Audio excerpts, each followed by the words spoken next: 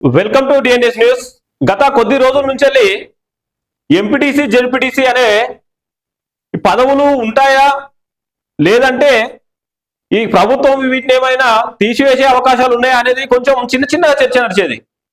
ఈ రోజు దిశ పేపర్లో చూసుకున్నట్టయితే ఎంపీటీసీలను జెడ్పీటీసీలను తొలగిస్తారు, తొలగించి అలాంటి పదవులకు ప్రత్యామ్నాయంగా ఇంకేమైనా పదవులు ఇవ్వచ్చా అనే ఆలోచన చేస్తున్నట్టు ప్రభుత్వం చేస్తున్నట్టు న్యూస్ లో చూడడం జరిగింది. అయితే గత ఉమ్మడి ఆంధ్రప్రదేశ్ రాష్ట్రం ఉన్నప్పుడు 1999వ సంవత్సరంలో చంద్రబాబు నాయుడు సీఎం, ఆ పీరియడ్ లోనే ఎంపీటీసీ జెడ్పీటీసీలను రద్దు చేయాలి, వీళ్లకు ప్రత్యామ్నాయంగా ఇంకా వేరే ఏదైనా పదవులు ఇవ్వాలని చాలా ప్రయత్నం చేసింది. అప్పుడు బీజేపీ ప్రభుత్వం కూడా కేంద్రంలో దీన్ని ఆమోదించింది. కానీ కాంగ్రెస్ చేసిన 73, 74 చట్టం ప్రకారం అది అమలు కాలే. అదే విధానాన్ని ఇప్పుడు రేవంత్ రెడ్డి అమలు చేస్తాడేమో అని ఊహాగానాలు కొని నడుస్తున్నాయి. అది నిజాలు కూడా ఒకసారి తెలుసుకుందాం. ఎంపీటీసీ జెడ్పీటీసీ వ్యవస్థ రద్దు ఆలోచిస్తున్న రాష్ట్ర ప్రభుత్వం.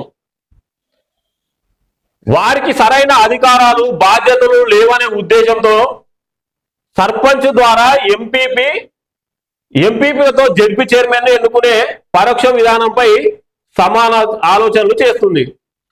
అయితే ఈ ఎంపీటీసీ జెడ్పీటీసీలు తీసేస్తే ఇప్పుడు పార్టీని నమ్ముకొని ఉన్న కార్యకర్తలు నాయకుల పరిస్థితి ఏంటి అనేది ఒక చర్చ నడుస్తున్నట్టున్నది. అయితే వాళ్ళు ఏమంటారంటే సర్పంచుల నుంచి ఒక ఎంపీపీని ఎన్నుకొని అందరు ఎంపీపీల నుంచి వెళ్ళి ఒక జెడ్పీ చైర్మన్ ఎన్నుకునే ఆలోచన ఉన్నది.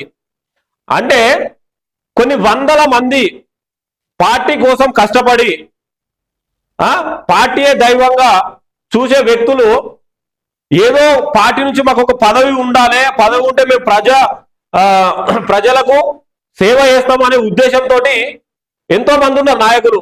ఇప్పుడు వాళ్ళందరూ నోట్లే మట్టి కొట్టినట్టు కాదా ఈ నిర్ణయం?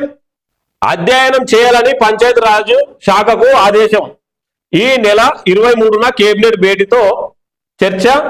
రాజ్యాంగ సవరణ తప్పనిసరి అంటున్న నిపుణులు, ఇప్పుడున్న పరిస్థితుల్లో అసాధ్యం అంటున్న పరిశీలకులు, ఇప్పటికే టీడీపీ బీఆర్ఎస్ హయాంలో ప్రయత్నాలు మార్పునకు చొరవ చూపిన విఫలమైంది. అయితే గతంలో చంద్రబాబు నాయుడు సీఎం ఉన్నప్పుడు కూడా ఇది రద్దు చేద్దామని చూసిండు, అది సాధ్యం కాలే. గతంలో తెలంగాణ రాష్ట్రం ఏర్పడ్డాక మాజీ సీఎం చంద్రశేఖరరావు కూడా ఇది సవరణ చేద్దామని చూసింది, కానీ వాళ్ళతో కూడా కాలే.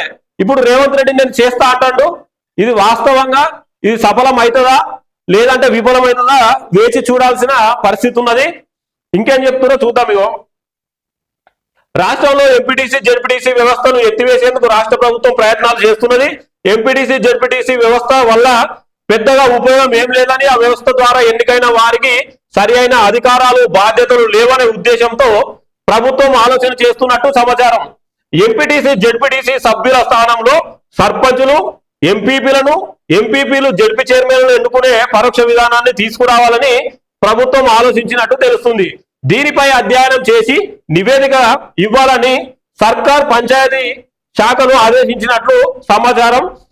అయితే ఈ ఎంపీటీసీ జెడ్పీటీసీని రద్దు చేసి సర్పంచులతోటే ఎంపీపీని ఎన్నుకొని ఎంపీపీలతోటి జెడ్పీ చైర్మన్ ఎన్నుకోవాలని పంచాయతీరాజ్ శాఖకు కూడా ఈ ప్రభుత్వం ఆదేశాలు పంపించిందట. దాన్ని ఎట్లా సవరణ చేయొచ్చా లేదు అంటే ప్రజలలో వాళ్ళ ఉద్దేశం ఏముంది అనే ఒక ప్రజల మైండ్ సెట్ ఎట్లున్నదో తెలుసుకోవడానికి కోసము ఇది తెర మీద తీసుకొచ్చిరేమని నాకు అనిపిస్తుంది. ఎందుకంటే ప్రజల ఉద్దేశాలు తెలుసుకోవాలంటే ఎంపీటీసీ జెడ్పీటీసీని రద్దు చేయాలా లేదంటే ఉండనా, వాళ్ళ ఉద్దేశం ఎలా ఉన్నాయి అనేది ఒక సర్వే నడిపిస్తారు. ఇప్పుడు ఈ విషయంలో ఈ నెల 23 తారీఖు నాడు కేబినెట్ మీటింగ్ లో ఏం జరుగుతుందో కూడా మనకు తెలియాల్సి ఉంటది. పరిష్కారం దొరుకుతుందా? జెడ్పీటీసీ, ఎంపీటీసీ, ఎమ్మెల్సీ ఎన్నికల్లో ఓటు వేసే అధికారం ఉంది. సర్పంచులు తమకు కూడా ఓటు హక్కు కల్పించాలని గతం నుంచే, ఇప్పుడు కాదు ఇది, సర్పంచులు కూడా ఇప్పుడు ఎమ్మెల్సీలకు ఎంపీటీసీ జెడ్పీటీసీలు ఓట్లు వేసేది ఉంటది. సర్పంచులు కూడా కేవలం మేము సర్పంచుల వరకే పరిమితమైన, ఎమ్మెల్సీలను ఎన్నుకునే హక్కు మాకు కూడా ఉండాలి, మాకు కూడా ఓటు హక్కు కావాలని గతంలో వాళ్ళు ఎన్నో సంవత్సరాల నుంచి కూడా దీని మీద ప్రభుత్వం ఏం స్పందిస్తలేదని కానీ వాళ్ళు చెప్పడం జరుగుతుంది. మరి ఈ ఎంపీటీసీ జెడ్పీటీసీలు రద్దు అయితే సర్పంచులకు ఓటు హక్కు ఇచ్చే అవకాశాలు ఉన్నట్టు కూడా కనబడుతుంది. 73, 74 చట్ట సవరణ దీనికి పూర్తిగా వ్యతిరేకంగా ఉన్నదని కూడా తెలుస్తుంది. అయితే ఇంకొకరు ఏమంటున్నారంటే కొంతమంది వాళ్ళ ముఖ్య ఉద్దేశం ఏంటంటే ఇప్పుడున్న రేవంత్ రెడ్డి కూడా గతంలో జెడ్పీటీసీ వచ్చిన వ్యక్తే కదా, ఆయనే జెడ్పీటీసీ వ్యవస్థను రద్దు చేయడు, మాతోటి సంపాదించిన విషయం అని కూడా కొంతమంది తెలియజేస్తున్నారు. ఇది వేచి చూడాలా. 23వ తారీఖు కేబినెట్ మీటింగ్ లో ఏం జరుగుతుందో దీని గురించి స్పష్టంగా తెలుస్తుంది. అప్పుడు దాన్ని బట్టి చూద్దాం.